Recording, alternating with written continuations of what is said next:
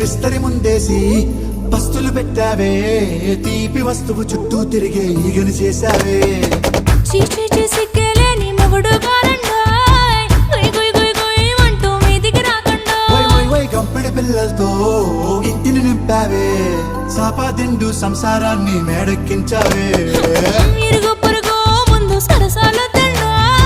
కెట్టి పడుకోరే కుక్కలాగా మీ వాళ్ళు ఏం చేస్తాం ఎక్కేస్తాం ఇట్టాగే డాబాలు